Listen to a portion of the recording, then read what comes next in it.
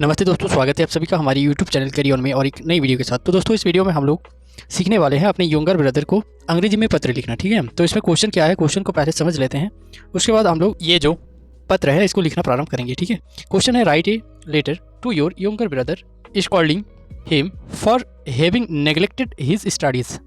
इसका मतलब पहले हम आपको बता देते हैं। इसका मतलब है अपने छोटे भाई को पत्र लिखकर उसे पढ़ाई में लापरवाही बरतने के लिए डांटे। ठीक है, डांटना है उसको इस पत्र के जरिए से। ठीक है, तो ये जो क्वेश्चन है, क्वेश्चन तो आपको समझ में आ गया होगा। अभी ये जो क्वेश्चन है, ये क्वेश्चन ज़्यादातर क्लास 9th और 10th में पूछा जाता है। ठीक है, अगर आप क्लास 9 या 10th में पढ़ते हैं तो ये जो क्वेश्चन है, इस क्वेश्चन का आंसर या ये जो लेटर है इसको अपने कॉपी में नोट कर लीजिएगा। और हाँ, अगर आप हमारे चैनल में नए हैं तो चैनल को सब्सक्राइब भी कर लीजिएगा, क्योंकि इस चैनल में इसी प्रकार के वीडियो अपलोड किए जाते हैं। तो चलिए पत्र लिखना प्रारंभ करते हैं। तो ऊपर में राइट साइड में लिखना पड़ेगा आप जहाँ पर रहते हैं वो जगह का नाम। जैसे कि हम यहाँ पर लिखे हैं जामशेदपुर, तो यहाँ पर आप जहाँ पर रहते हैं वो वाला जगह का नाम लिख देना है। जगह का नाम लिखें, उसके नीचे लिखना है डेट, जिस तारीख को आप लिख रहे हैं वो वाला तारीख यहाँ पर लिख देना है। ठीक है, जैसे कि हम लिख रहे हैं 24 अप्रैल 2025, तो इसी प्रकार से आपको भी लिखना है। ठीक है, उसके बाद लेफ्ट साइड में ये जो जगह का नाम और तारीख लिखे, यानी एड्रेस आपका और तारीख लिखे, उसी के जस्ट नीचे लेफ़्ट साइड में लिखना है माय डियर ब्रदर, क्योंकि हम यंगर ब्रदर को क्या लिख रहे हैं, पत्र लिख रहे हैं, इसीलिए माय डियर ब्रदर लिखे हैं। यहाँ ब्रदर के जगह पर माय डियर उसका नाम भी लिख सकते हैं जिसको आप लिख रहे हैं। ठीक है, इसका मतलब है माय डियर ब्रदर का मतलब है मेरे प्यारे भाई। ठीक है, उसके बाद कॉमा देखिए नीचे वाला लाइन से स्टार्ट करना है।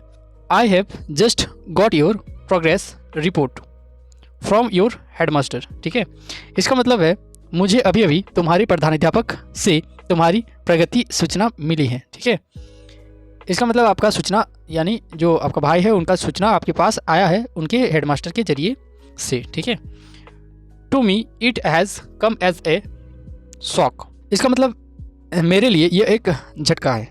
ठीक है, you have never done so badly in any examination so far, तुमने अब तक किसी भी परीक्षा में इतना बुरा प्रदर्शन नहीं किया है।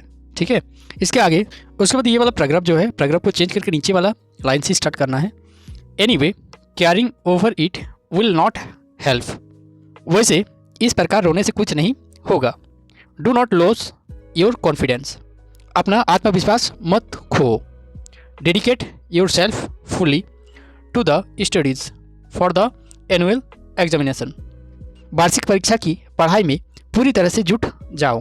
ठीक है, you can do it better than anybody else if only you decide, अगर तुम ठान लो तो तुम इसे किसी और से बेहतर कर सकते हो। ठीक है, इतना तक तो आप समझ गए होंगे। उसके बाद do you need any coaching, क्या तुम्हें किसी कोचिंग की ज़रूरत है? If so write to me at once, यदि ऐसा है तो मुझे तुरंत लिखो।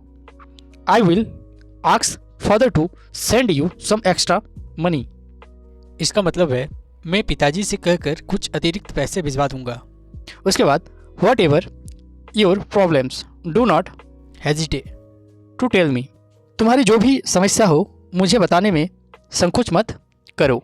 ठीक है, उसके बाद नीचे लिखना है विथ लव, इसका मतलब है प्यार से। ठीक है, उसी के नीचे एड्रेस लिख देना है। ठीक है, एड्रेस यहाँ पर किसका एड्रेस लिखेंगे, अपने भाई का, अपने भाई का एड्रेस यहाँ पर लिख देना है। ठीक है, यानी जिसको आप पत्र लिख रहे हैं उनका एड्रेस यहाँ पर लिखना है। ठीक है, उसके बाद राइट साइड में आपको नीचे लिखना है योर्स अफेक्शनेटली। ठीक है, और उसी के नीचे अपना अपना नाम लिख देना है। ठीक है, योर अफेक्शनेटली इसका मतलब होता है आपका स्नेहपूर्वक। ठीक है, आशा करता हूँ ये जो पत्र है ये आपको अच्छे से समझ में आ गया होगा। अगर आपको ये पत्र समझ में आ गया है तो इस वीडियो को एक लाइक कर चैनल को सब्सक्राइब कर लीजिएगा और साथ ही कमेंट सेक्शन में एक प्यारा सा कमेंट भी कर दीजिएगा। उसके साथ आपको हम बता देना चाहते हैं, अगर आपको इसमें कुछ डाउट है तो आप हमारे कमेंट सेक्शन में वो डाउट पूछ सकते हैं। धन्यवाद, आपका दिन शुभ हो।